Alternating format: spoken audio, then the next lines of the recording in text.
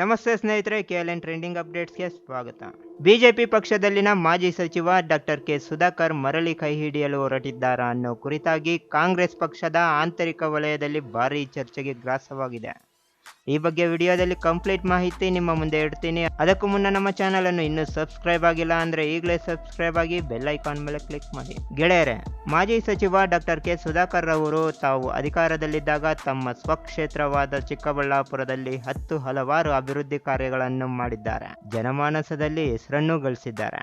ಆದರೆ ಕಳೆದ ವಿಧಾನಸಭೆ ಚುನಾವಣೆಯಲ್ಲಿ ಕೊನೆ ಗಳಿಗೆಯಲ್ಲಿ ಆದ ಕೆಲ ರಾಜಕೀಯ ತಂತ್ರಗಾರಿಕೆಯ ಬೆಳವಣಿಗೆಗಳಿಂದ ಸೋಲನ್ನು ಕಂಡಿದ್ದಾರೆ.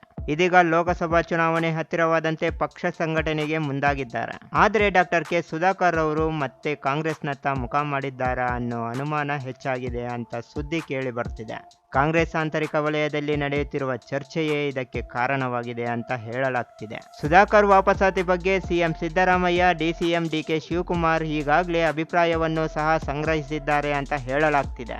ಮಾಜಿ ಸಚಿವ ಡಾಕ್ಟರ್ ಕೆ ಸುಧಾಕರ್ ಕಾಂಗ್ರೆಸ್ಗೆ ವಾಪಸಾಗುವ ಬಗ್ಗೆ ಕೈಪಾಳ್ಯದಲ್ಲಿ ಚರ್ಚೆ ಜೋರಾಗಿ ನಡೀತಿದೆ. ಈ ವಿಚಾರವಾಗಿ ಕೆಲ ದಿನಗಳ ಹಿಂದೆ ಚಿಕ್ಕಬಳ್ಳಾಪುರ ನಾಯಕರ ಜೊತೆ ಸಿಎಂ ಸಿದ್ದರಾಮಯ್ಯ ಹಾಗೂ ಡಿಸಿಎಂ ಡಿಕೆ ಶಿವಕುಮಾರ್ ಚರ್ಚೆ ನಡೆಸಿದ್ದಾರೆ ಎನ್ನಲಾಗಿದೆ. ಸುಧಾಕರ್ ಅವರನ್ನು ಮರಳಿ ಪಕ್ಷಕ್ಕೆ ಕರೆಸಿಕೊಳ್ಳುವ ಬಗ್ಗೆ ಚಿಕ್ಕಬಳ್ಳಾಪುರ ನಾಯಕರಿಂದ ಸಿದ್ದರಾಮಯ್ಯ ಹಾಗೂ ಡಿಕೆ ಶಿವಕುಮಾರ್ ಅಭಿಪ್ರಾಯ ಸಂಗ್ರಹಿಸಿದ್ದಾರೆ. ಆದರೆ ಡಾಕ್ಟರ್ ಕೆ ಸುಧಾಕರ್ ಅವರನ್ನ ಸದಾ ಗುರಿಯಾಗಿಸಿ ಮಾತಾಡೋ ಶಾಸಕ ಪ್ರದೀಪ್ ಈಶ್ವರ್ ತಟಸ್ಥ ನಿಲುವು ಕಾಯ್ದುಕೊಂಡಿದ್ದಾರೆ.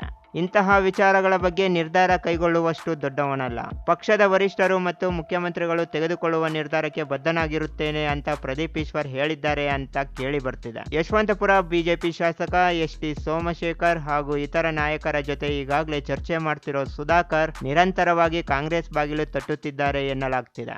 3 ದಿನಗಳ ಹಿಂದೆಯಷ್ಟೇ ಸೋಮಶೇಖರ್ ಜೊತೆ ಸುಧಾಕರ್ ಮಾತುಕತೆ ನಡೆಸಿದ್ರು. ಇದಕ್ಕೆ ಹೊಸಕೋಟೆ ನಾಯಕನಿಂದ ನೀರಸ ಪ್ರತಿಕ್ರಿಯೆ ವ್ಯಕ್ತವಾಗಿತ್ತು ಎಂದು ಸಹ ಹೇಳಲಾಗ್ತಿದೆ.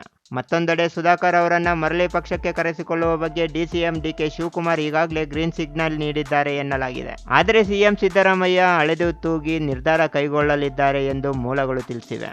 ಸುಧಾಕರ್ ಅವರು ಲೋಕಸಭೆ ಚುನಾವಣೆ ಸಂಬಂಧ ಚಿಕ್ಕಬಳ್ಳಾಪುರ ಕ್ಷೇತ್ರದ ಬಿಜೆಪಿ ಟಿಕೆಟ್ಗೆ ಲಾಬಿ ಮಾಡುತ್ತಿದ್ದಾರೆ ಅಂತ ಇತ್ತೀಚೆಗೆ ವರದಿಯಾಗಿತ್ತು. ವಿಧಾನಸಭೆ ಚುನಾವಣೆ ಸೋಲಿನ ಬಳಿಕ ಅಷ್ಟೇನು ಸಕ್ರಿಯವಾಗಿ ಇರದಿದ್ದ ಸುಧಾಕರ್ ಲೋಕಸಭೆ ಚುನಾವಣೆ ಸಮೀಪಿಸುತ್ತಿದ್ದಂತೆಯೇ ಮತ್ತೆ ಸಕ್ರಿಯರಾಗಿದ್ದಾರೆ. ಆದರೆ ಅವರ ಹೇಳಿಕೆಯಿಂದಷ್ಟೇ ಕಾಂಗ್ರೆಸ್ ಪಕ್ಷ ಸೇರುವ ಬಗ್ಗೆ ಸತ್ಯಾಸತ್ಯತೆ ತಿಳಿಯಬೇಕಾಗಿದೆ. ನೋಡಿದ್ರಲ್ಲ ಸ್ನೇಹಿತರೆ, ಈ ಮಾಹಿತಿ ನಿಮಗೆ ಇಷ್ಟ ಆಗಿದೆ ಅಂತ ತಿಳ್ಕೊತೀನಿ. ವಿಡಿಯೋಗೆ ಒಂದು ಲೈಕ್ ಕೊಡಿ, ಕಾಮೆಂಟ್ ಮೂಲಕ ನಿಮ್ಮ ಅನಿಸಿಕೆ ತಿಳಿಸಿ. ಮತ್ತೊಂದು ಇಂಟ್ರೆಸ್ಟಿಂಗ್ ಅಪ್ಡೇಟ್ನೊಂದಿಗೆ ನಿಮ್ಮ ಮುಂದೆ ಬರ್ತೀನಿ.